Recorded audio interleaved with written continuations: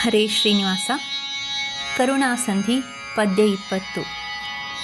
ಅಂಗುಟಾಗ್ರದಿ ಜನಿಸಿದ ಮರತರಂಗಿಣಿಯು ಲೋಕತ್ರಯಗಳಘ ಹಿಂಗಿಸೋಳವು ವ್ಯಾಕೃತಾಕಾಶಾಂತ ವ್ಯಾಪಿಸಿದ ಇಂಗಡಲ ಮಗಳೊಡೆಯನಂಗೋಪಾಂಗಗಳಲಿಪ್ಪಮಲನಂತ ಸುಮಂಗಳ ಪ್ರದನಾಮ ಪಾವನ ಮಾಳ್ಪುದೇನರಿದು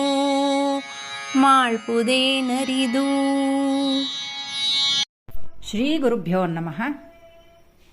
ಕರುಣಾಸಂಧಿಯ 20ನೆಯ ನುಡಿಯನ್ನು ಆಲಿಸಿ ಅರ್ಥವನ್ನು ನೋಡೋಣ. ಅಂಗುಟಾದ್ರದಿ ಜನಿಸಿದ ಮರ ತರಂಗಿಣಿಯು ಲೋಕತ್ರಯಗಳಗ ಹಿಂಗಿಸುವಳ ವ್ಯಾಕೃತ ಆಕಾಶಾಂತ ವ್ಯಾಪಿಸಿದ ಇಂಗಡಲ ಮಗಳೊಡೆಯ ನಂಗೋಪಾಂಗಗಳಲ್ಲಿ ಪಮಲನಂತ ಸುಮಂಗಳ ಪ್ರದನಾಮ ಪಾವನ ಮಾಳ್ಪುದೇನರಿದು. ಈ ನುಡಿಯಲ್ಲಿ ದಾಸರು ಪಾವನವಾದ ಗಂಗೆಗಿಂತಲೂ ಗಂಗಾಜನಕನಾದ ಪರಮಾತ್ಮನ ನಾಮವೇ ಪವಿತ್ರವಾದುದು ಎಂದು ತಿಳಿಸುತ್ತಾರೆ. ಶಬ್ದಾರ್ಥ: ಅಂಗುಟ ಹೆಬ್ಬೆರಳು, ಅಘ ಪಾಪ, ಅಮರತರಂಗಿಣಿ ಗಂಗೆ, ಅವ್ಯಾಕೃತಾಕಾಶ ಎಂದರೆ ಬ್ರಹ್ಮಾಂಡದ ಹೊರಗಿನ ಆಕಾಶ, ಇಂಗಡಲ ಎಂದರೆ ಸಮುದ್ರ. ಭಾವಾರ್ಥ: ಗಂಗಾ ಗಂಗೇತಿಯೋ ಬ್ರೂಯಾತ್ ಯೋಜನಾನಾಂ ಶತೈರಪಿ ಮುಚ್ಯತೆ ಸರ್ವಪಾಪೇಭ್ಯೋ ವಿಷ್ಣುಲೋಕಂ ಸಗಚ್ಚತಿ ಎಂಬುದಾಗಿ ವರಾಹ ಪುರಾಣದಲ್ಲಿ ಉಲ್ಲೇಖ ಇದೆ. ವಿಷ್ಣು ಪಾದೋದ್ಭವೆಯಾದ ಗಂಗೆಯೇ 3 ಲೋಕಗಳ ಪಾಪವನ್ನೂ ಪರಿಹರಿಸಬೇಕಾದಾಗ ಇನ್ನು ಆ ಗಂಗೆಯ ಜನಕನಾದ ಸರ್ವೋತ್ತಮ ಶ್ರೀಹರಿಯ ನಾಮವು ಸಕಲ ಪಾಪಗಳನ್ನು ಪರಿಹರಿಸುವುದರಲ್ಲಿ ಏನಾಶ್ಚರ್ಯ ಎನ್ನುತ್ತಾರೆ ದಾಸರು.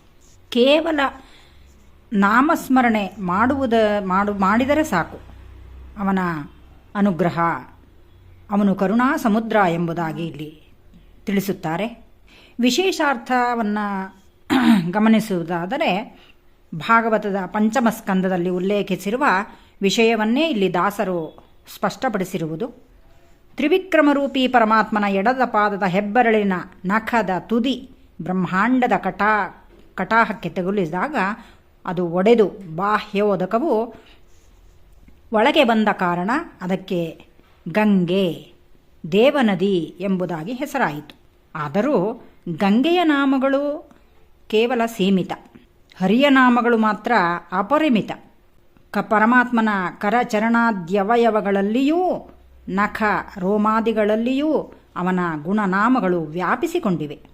ಇಂತಹ ನಿರ್ದುಷ್ಟ ಹಾಗೂ ನಿರ್ಮಲವಾದ ಭಗವನ್ನಾಮವು 3 ಲೋಕಗಳನ್ನು ಪವಿತ್ರ ಮಾಡದಿರುವುದೇ ಅವನ ನಾಮೋಚ್ಚಾರಣೆ ಸಕಲ ಪಾಪ ಪರಿಹಾರಕ ಎಂಬುದಾಗಿ ಇಲ್ಲಿ ಅಭಿಪ್ರಾಯ. ಇದನ್ನೇ ದಾಸರು ಒಂದು ಕಡೆ ಗಂಗಾದಿ ಸಕಲ ತೀರ್ಥಂಗಳ ಫಲವಿದು ಹರಿಯ ನಾಮ ಎಂದು ಉಚ್ಚಾರ ಮಾಡಿದ್ದಾರೆ. ಕೇವಲ ದೇವರ ದೇಹದ ಪಾದದ ಹೆಬ್ಬೆರಳಿನ ಉಗುರಿನ ತುದಿಯ ಸ್ಪರ್ಶದಿಂದಲೇ ಗಂಗೆಗೆ ಆ ಪಾವಿತ್ರ್ಯತೆ ಬಂದಿದೆ ಎಂದರೆ ಭಗವಂತನ ಇಡೀ ಸ್ವರೂಪವನ್ನೇ ವ್ಯಾಪಿಸಿದ ಅವನ ನಾಮಕ್ಕೆ ಯಾವ ಶಕ್ತಿ ಇರಬೇಕು ಎಂದು ನಾವು ಊಹಿಸಲೂ ಅಸಾಧ್ಯ ಎಂಬುದಾಗಿ ಇಲ್ಲಿ ದಾಸರ ಅಭಿಪ್ರಾಯ. ಶ್ರೀಕೃಷ್ಣಾರ್ಪಣಮಸ್ತು.